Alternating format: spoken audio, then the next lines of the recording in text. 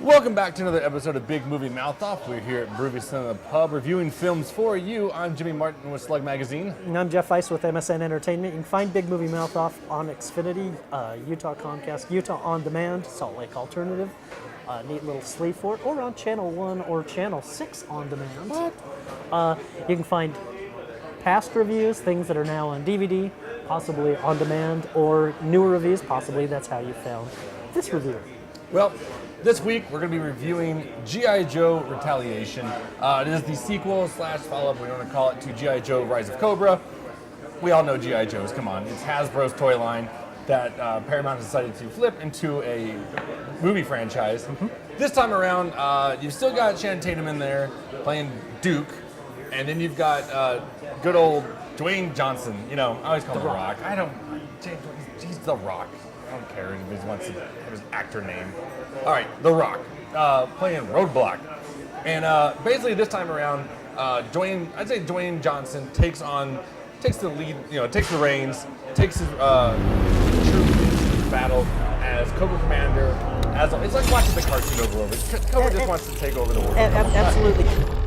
So let me get this straight. One whole weekend, you looking after my little girls. Yep, as long as I can bring this. I love your kids, but they live to terrorize me. I do. See that? Security's early.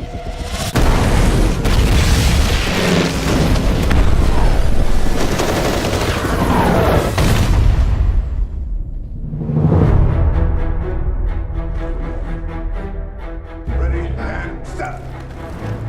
They're all dead. There's only one man who could authorize a strike like that. And I voted for him.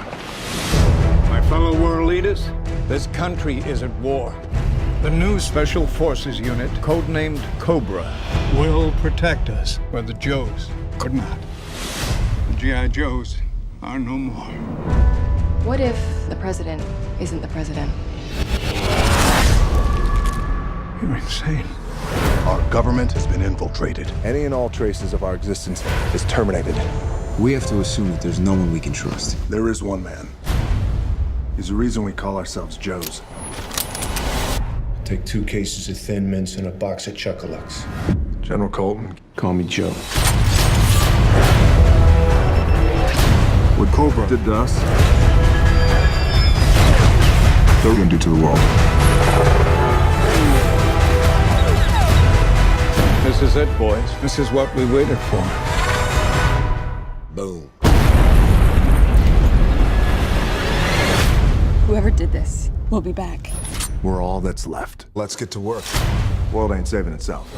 You might remember from the last movie, Zartan has replaced the President of the United States. You have Jonathan Pryce reprising his role and getting the majority of the good lines in this film, which, by the way, was written by the Zombieland guys, Reese and Wernick.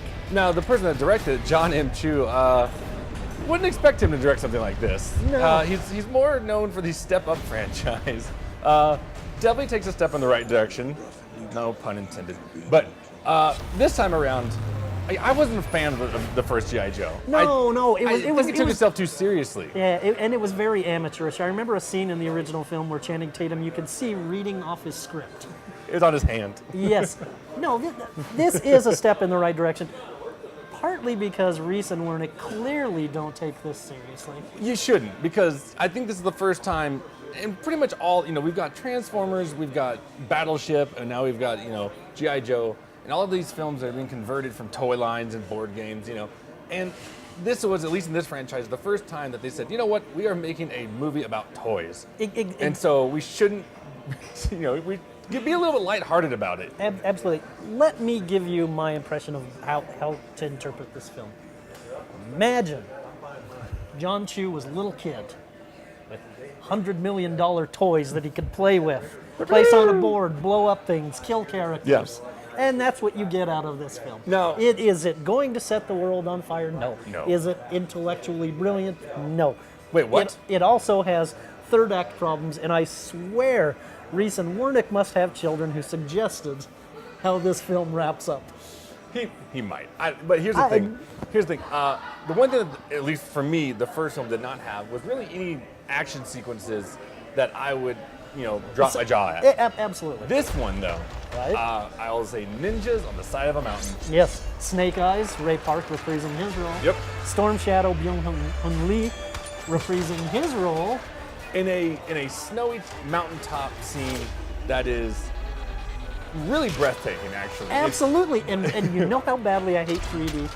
This is one of the rare Kinda times. works. This scene, and yes, it's post-converted, but this scene almost begs to be seen. If any scene in a live-action film deserves to be seen in Yeah. 3D, If not even 3D, and it might be the same because it might not be an option, IMAX for sure. absolutely. I mean, it'll make you 'Cause it'll make your it's- heart kind of stop for a second. Yes.